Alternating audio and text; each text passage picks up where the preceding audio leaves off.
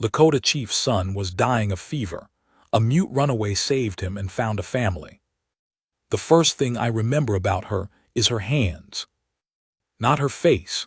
Not the sound of her, she didn't make a sound, not one I could hear past the roaring in my skull. Just her hands coming into the dark above me, pressing a wet cloth against my neck where the fever had turned my skin to ash and coal at the same time. Rough hands. A working woman's hands.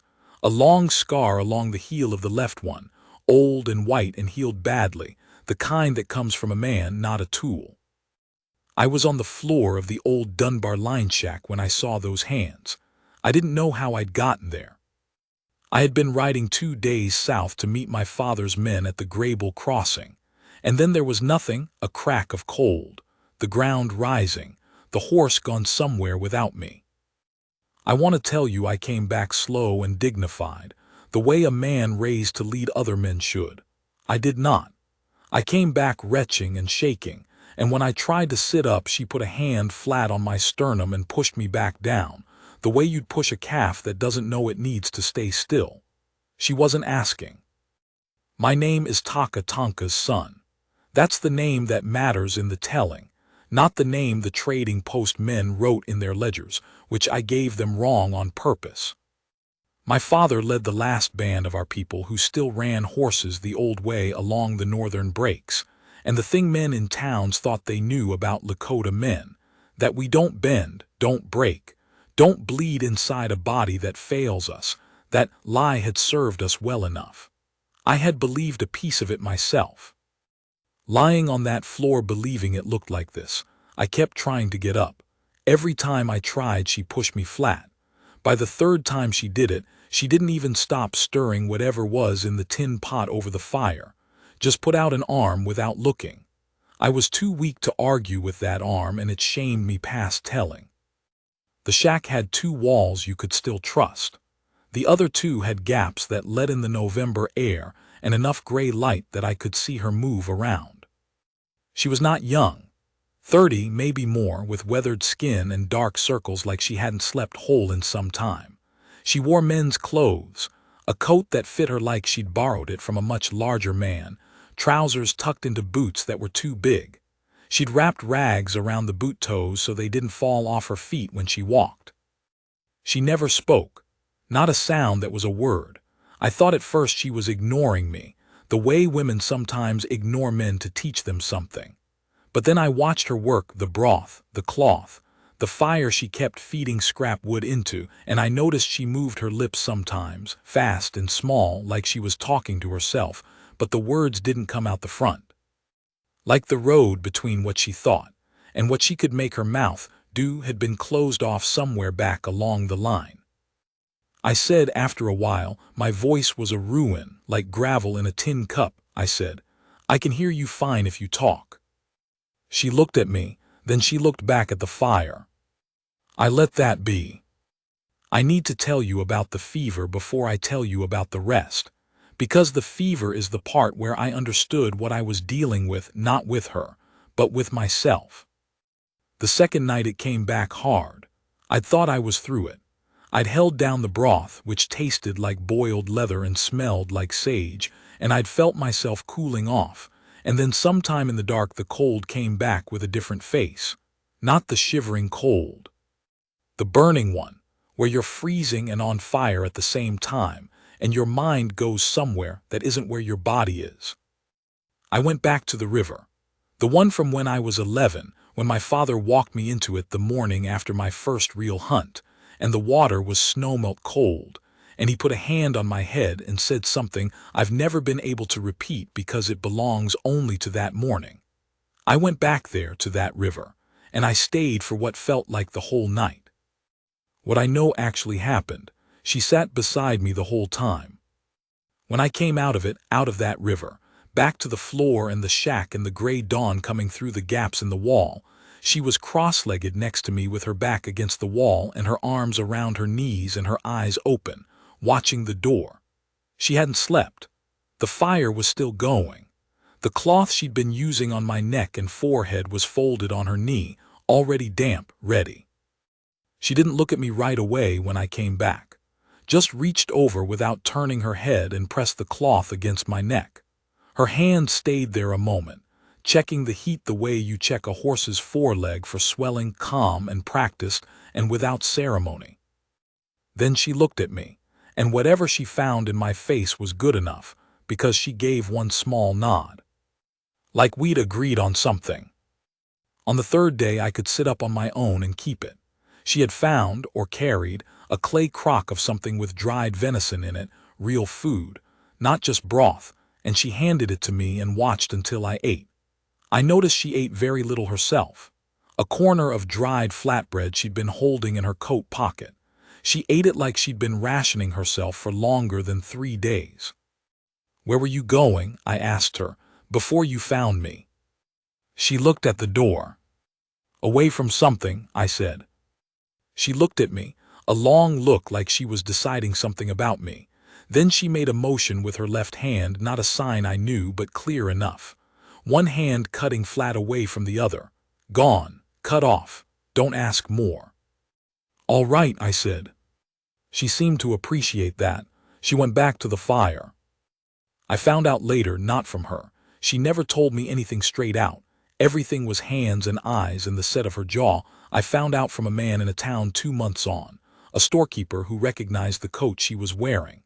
The coat had belonged to a man named Orrin Platt, who ran a freight operation between 2 passes south of there, and who had a reputation with hired women that the storekeeper described as a thing not fit for a God-fearing tongue. She'd been with his outfit. She'd left.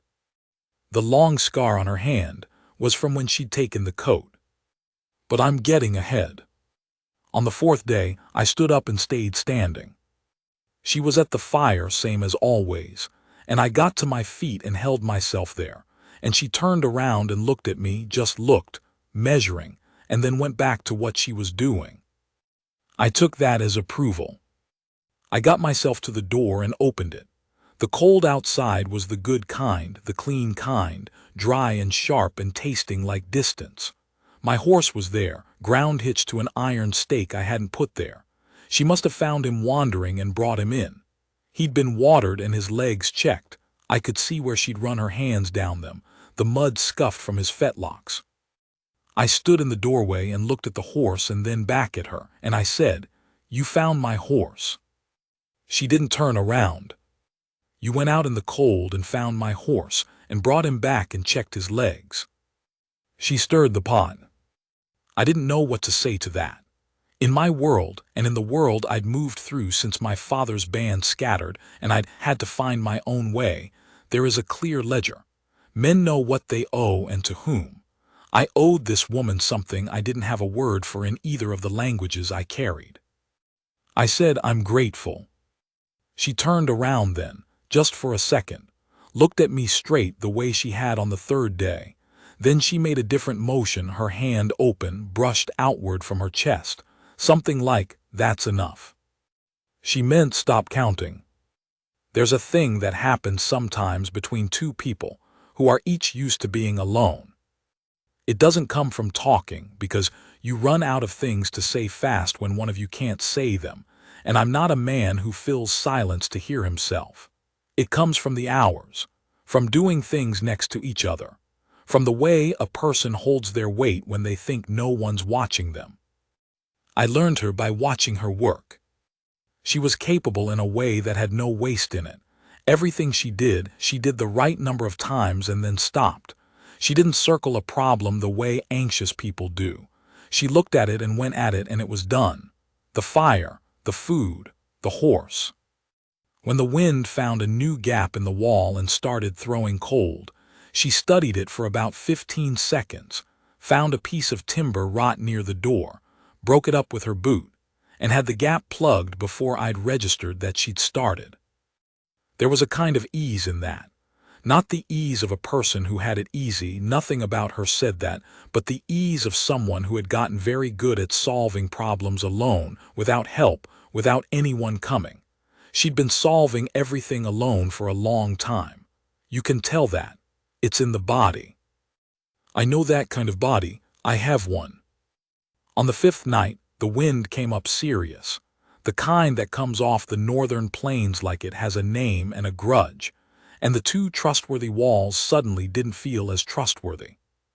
She was on her side of the shack, I was on mine, and without talking about it we moved to the same corner, the one with the most good wall behind it, and sat with our backs to the corner and our shoulders almost touching, and I slept better than I had in maybe a year. I don't know if she slept, I think maybe she did toward morning. My strength came back in a rush, the way it does after fever breaks clean. The morning of the 6th day I was near enough myself to be useful, and I started helping. I went out and gathered wood. I found a creek a quarter-mile east that she must have been walking to for water, and I came back with the canteens full. I dressed the horse properly, checked his shoes, found the loose one on the left front that she'd probably noticed and left for me. She watched me work, not in a suspicious way, more the way you watch someone you've decided is competent to confirm it. I nailed the shoe and came back in, and she handed me a cup. It was the broth, almost the same as before, but with something added, some dried thing I didn't recognize that made it sharp and green-smelling. Better. I drank it, and she refilled the cup without me asking. That was something. I've been trying to think about the order to tell you this part, and there isn't a clean order. Life doesn't hand itself to you in clean order. Here's what I know. I was supposed to ride south on the 7th day to meet my father's men, and I didn't. Not because I couldn't, I was well enough. I was fed and watered, and my horse was fit, and the passes south were still open if I moved. I didn't go because she was out of food. Not nearly out. Out. The crock was empty, the flatbread was gone, the dried venison was crumbs. What she'd been giving me had been most of what she had. I don't know when she'd started going without so I could keep eating. I didn't ask because I already knew, and asking would have meant looking at it together, and that wasn't something either of us was ready for. I took my rifle and I went out, and I was back in 3 hours with a young deer that had been standing in the willows by the creek like he'd been put there for me. I came back in and she was sitting where she always sat, and when she saw the deer her face moved in a way she didn't stop in time. A quick thing across her jaw and eyes that was relief and hunger and something else.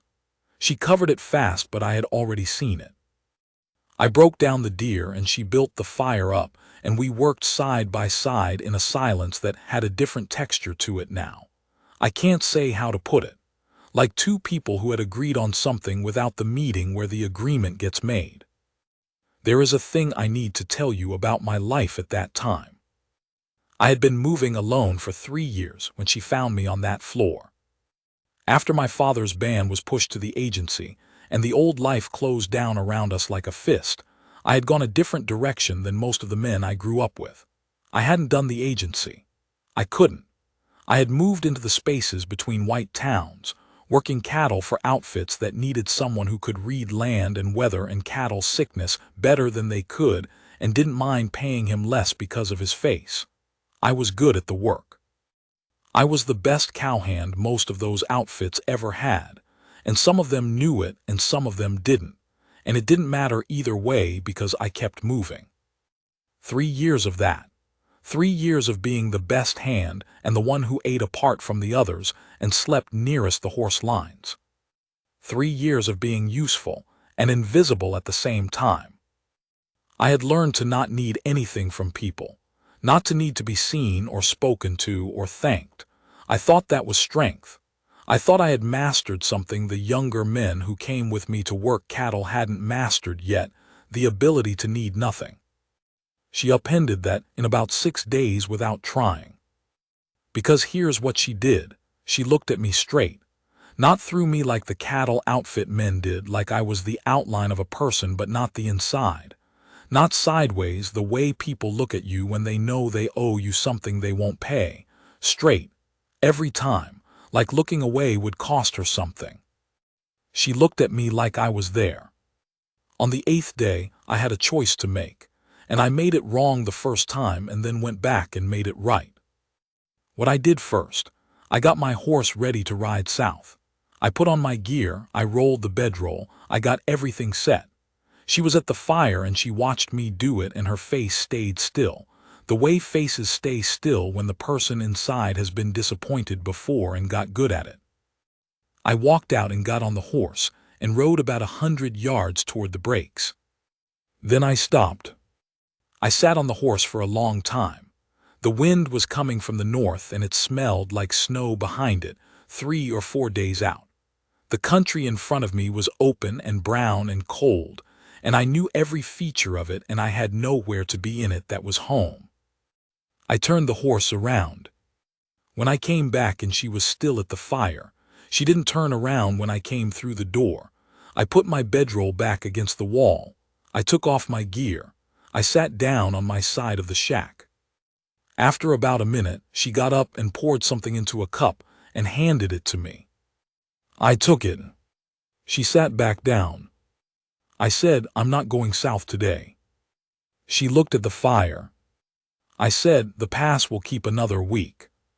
She turned and looked at me, that straight look. I said, "You're out of supplies. I know places in the breaks that still have game. I know where to winter camp so the wind doesn't kill you. I know those things." She watched me say all of this. I said, "And you know things I don't know yet. I watched you plug that wall gap in 15 seconds. You built the fire the right way the first time, the way they don't teach white women. Somebody taught you or you learned it yourself. Either way, that's worth knowing." I wasn't saying everything I meant. We both knew that, but it was enough what I said. She was smart enough not to need the rest said out loud. She looked at me for another moment, and then she did something I hadn't seen her do. Not a smile, something quieter. Her chin dropped a fraction and came back up. One small motion. "All right," it meant. All right. We stayed 6 more days in the shack, and then moved north into the breaks together. I want to tell you those days were simple and clear the way I've been telling it, but they weren't. There were mornings where I woke up and thought, "What am I doing?" There were moments where the old 3 years of alone came back on me, and I felt the pull of it, the familiar heaviness of a life without expectation, without the chance of being failed by another person because there was no other person. That pull is real. I'm not going to tell you it isn't. But she was there doing her work, doing it without waste, looking at me straight when she looked at me, and the pull couldn't hold. The thing I hadn't known I'd lost. The thing 3 years of being useful and invisible had taken from me, and I hadn't even noticed go, was the feeling of being seen by someone who had no reason to see you. The cattlemen saw my usefulness. My father's people saw his son. Those are real things, I don't discount them. But she had no stake in my usefulness and no knowledge of whose son I was, and she looked at me anyway. That was new. That cost me something to admit. I'm admitting it now. We were in the breaks, coming into the 3rd week, when we found the camp. Not my father's people, they were still south. This was a small winter camp of Miniconju, 2 families and an old man who had something wrong with his leg and couldn't travel far. They had enough horses but not enough food, and the cold was coming. I knew 2 of the men by name from years back. We rode in and I made the right signs and used the right words, and we were let in. She rode in beside me. Stayed beside me through all of it, the greeting, the talk with the men, the moment where the old man with the bad leg looked at her for a long time, studying her face, and she met his look without flinching. Later, after the food share was settled and we'd made our camp at the edge of theirs, one of the men I knew came over to where I was working the fire and said to me in Lakota, "That woman." I said yes. He said, "She stays close to you." I said yes. He looked over at where she was sitting with the women, helping strip dried meat from a bone and doing it the right way, the old way, like she'd seen it done enough times to know. He said, "She's quiet." I said, "She is." He said, "She watches over you." I didn't answer that. He didn't need me to. The old man with the bad leg was named Hahaka. He had been a man of some standing in his time, and he'd come down to a bad leg, and a winter camp with 2 families and enough horses to get by. He called me to sit with him the second day, which is a thing you do when you want to talk to someone properly, and I went and sat. He asked me about my father. I told him what I knew. He made a sound in his throat that meant sorrow without saying so. Then he watched the camp for a while, the women working, the horses at the rope line, the smoke from the fire going straight up in the cold, still air. He said, "Your woman." I said, "She's not." And then I stopped, because saying the rest of it felt like a lie. He waited. I said, "She found me when I was sick. She kept me alive." He nodded like that told him everything he needed. He said, "She doesn't talk." I said, "She doesn't make sound, she talks." He smiled at that, a small, real one. He said, "You understand her." I said, "I'm learning her." He said, "That's the same thing. I won't stack up all the days of that winter for you. They'd take longer to tell than you have time for, and a life isn't the sum of its days anyway. It's the sum of the moments where something shifts." Here's a moment. 6 weeks into the winter camp, close to the short days, the coldest part. We had a fire in the shelter we'd made, bent willow frame with hides over it, the old way, warm as a house if you kept the fire right. She was sewing. She'd gotten elk hide from Oaxaca, and she was making something, some garment, working by the firelight with the small, close moves of someone who'd done it before. I was cleaning my rifle, the old Springfield I'd been carrying since a man outside of Miles City traded it to me for 3 days of fence work. I had it apart on a piece of canvas, running the rod through the barrel. She set down her sewing. She looked at what I was doing. Then she reached over and picked up the barrel and held it up to the light from the fire, the way you check a barrel, the way you look for the glint that means it's clean or the shadow that means it's not. She turned it once, handed it back. She picked her sewing back up. I looked at the barrel. She was right, it needed one more pass. I ran the rod through again. I didn't say anything, neither did she. The fire popped and settled. In that moment I understood something I'll try to say right. I had spent 3 years being alone and calling it strength. I had made a whole philosophy of not needing and not being needed. I had believed, somewhere very deep, that what I was inside, not the useful outline of me, but the actual contents, was something that would not interest another person if they found it. That the real me, the one that went back to the river during fevers and got up and tried to sit up when he was told to stay down and turned his horse around in the middle of a decision, that man was something to get through, not something to know. She picked up the barrel and checked it and handed it back. She didn't make a speech about it. She didn't even look at me after. She just knew what I was doing, and she involved herself in it like it was natural, like knowing what I was doing was natural. I don't have a word in either of my languages for what that was. I've thought about it for years. The closest I can get is this: she treated me like a man whose presence made sense. The moment I want to tell you about most is harder to tell because it was small. Small and true, which is the hardest kind. It was late winter, the thaw just thinking about starting, the days getting long enough that you could feel it but the cold still had teeth. I'd been out with one of the Miniconju men checking the horse lines in a wind that had come up fast off the north. And when I came in, I was wet from the sleet that had started, and I was cold in the bone-deep way.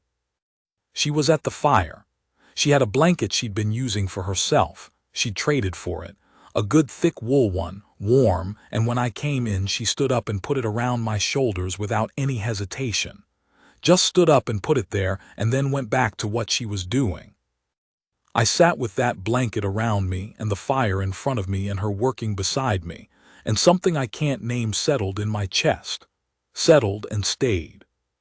I said her name, the name I'd given her, because she didn't have one in any language I knew, or if she did she hadn't shared it, so I'd given her one from my own and she'd let me keep giving it to her. I said her name and she looked at me. I said, "I want you to know something." She waited. I said when I came back that 8th day, when I turned the horse around. I stopped, because putting it into words was like trying to pick up water. I came back because of you, not because of the pass or the supplies, because of you. She looked at me for a long time.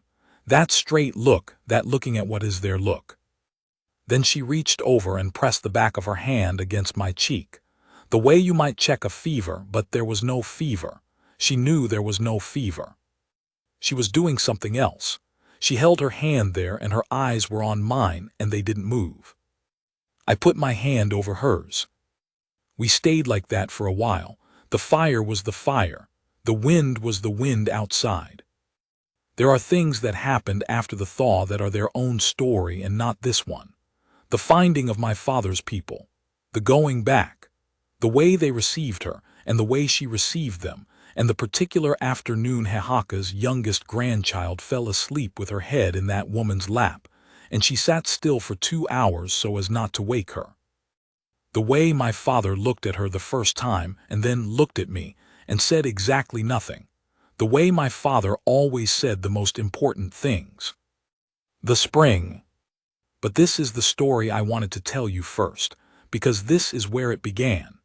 In a shack with 2 bad walls, on a floor in November, with a woman's hands coming into the dark above me. Those hands. The rough one, the scar along the heel of the left, old and white, the way they moved without waste. She's outside right now. I can hear the horse shift his weight on the ground out there. There's a lamp lit in the window of the house that her hands helped build, that her hands keep in good order, that her hands keep warm. I'm an old man now, and I was a man who lived 3 years believing that the actual inside of him was something to get through. She showed me different. Every morning she shows me different. That's the whole of it.